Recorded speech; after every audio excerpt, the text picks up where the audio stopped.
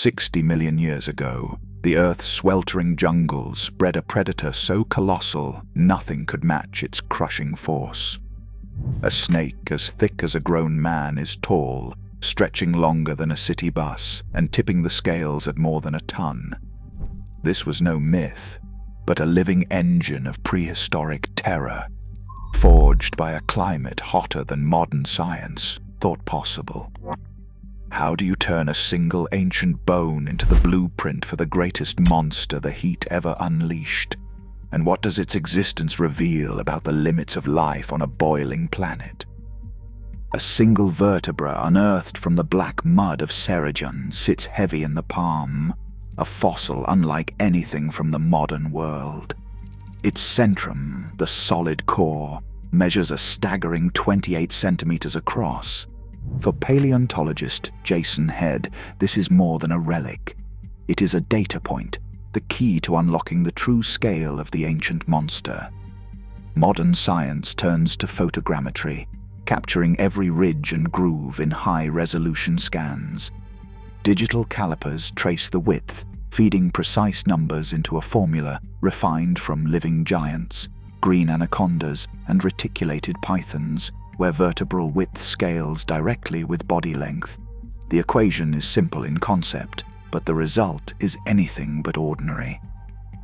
A snake stretching up to 15 meters, its mass tipping past a metric ton, its girth rivaling the trunk of a rainforest tree.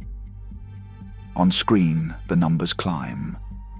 12.8 meters from the conservative regression. But one outlier vertebra pushes the upper limit to nearly 15 meters. 8 more specimens, each massive in its own right, confirm that this was no outlier. Gigantism was the rule, not the exception. This is how a single ancient bone measured and modeled becomes the blueprint for a predator that redefined the boundaries of life on a sweltering planet. A living green anaconda coiled beside a riverbank offers a sense of scale.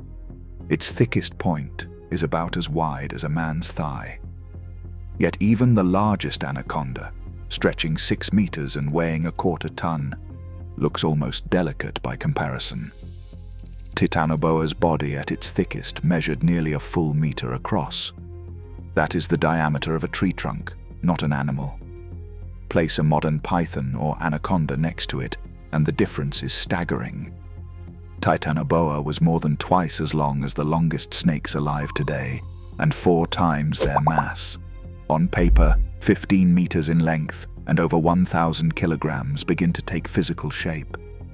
Imagine a snake so wide it could block a jungle trail, so heavy it would sink deep into the mud with every movement. A human standing next to Titanoboa's midsection would barely see over its coils. Even the largest crocodiles of the Amazon, formidable in their own right, would seem small and vulnerable.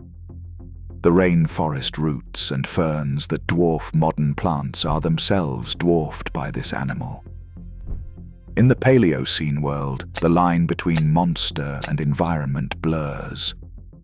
Titanoboa is not just bigger, it is a force of nature, a scale of life that modern eyes can scarcely process.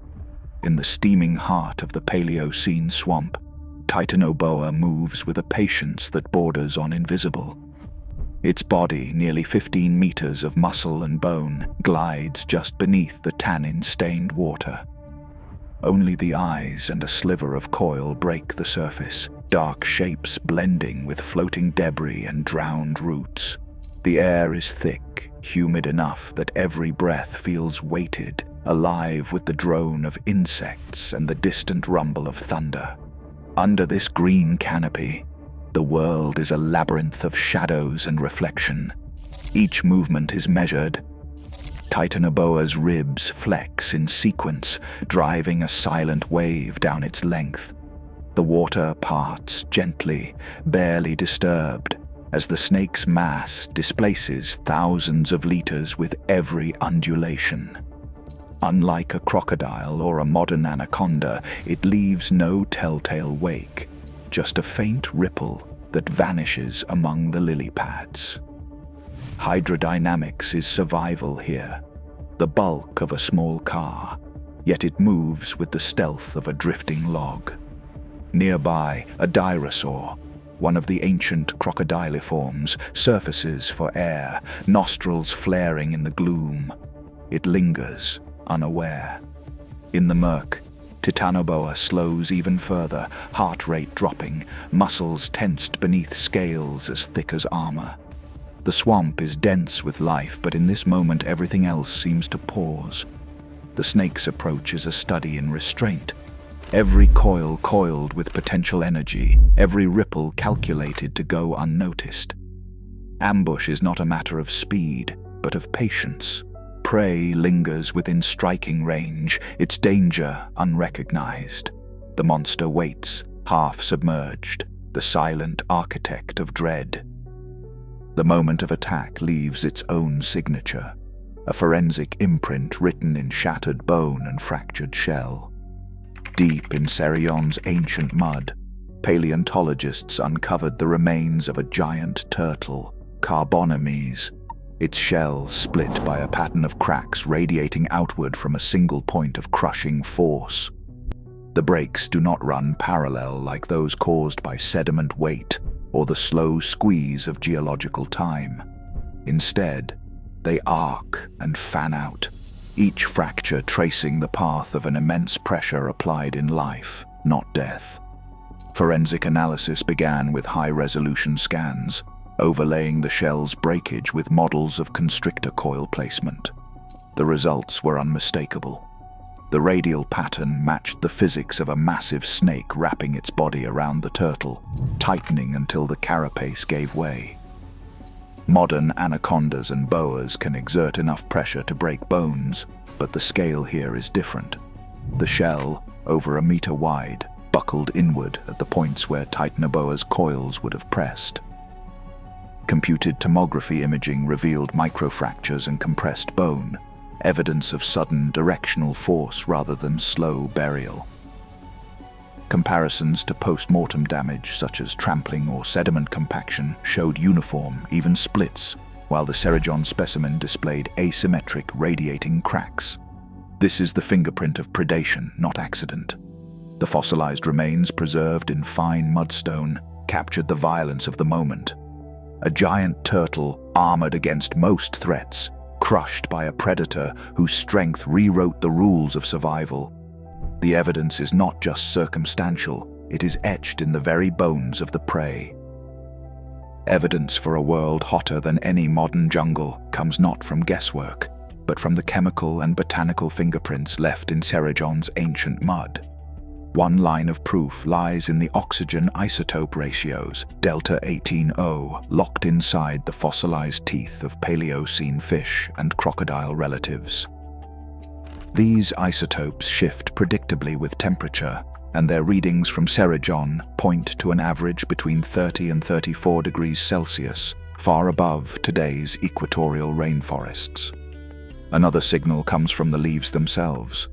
Fossilized foliage, pressed flat in coal seams, reveals the shape and margin of each leaf. Scientists analyze these traits, like the proportion of smooth-edged versus toothed leaves, to reconstruct past climates. In Ceryon, the dominance of large leaves with entire margins matches a hot, wet environment, confirming the isotope data. These independent methods, one drawn from atomic structure and the other from plant anatomy, converge on the same story. As paleobotanist Carlos Jaramillo notes, the evidence is robust. Ceryon's rainforest sweltered in a climate nearly unimaginable today. Heat is the silent architect of Titanoboa's enormity. In the Paleocene, Ceryon's average temperature hovered between 30 and 34 degrees Celsius, several degrees hotter than any rainforest today. For a cold-blooded reptile, warmth is fuel, and higher ambient temperatures mean faster metabolism, more active growth, and crucially, the ability to sustain a massive body. Modern anacondas and pythons, limited by cooler climates, top out at half Titanoboa's size. The physics are straightforward. As temperature rises, so does the maximum size an ectotherm can reach before its own mass becomes a liability. But the link is not absolute.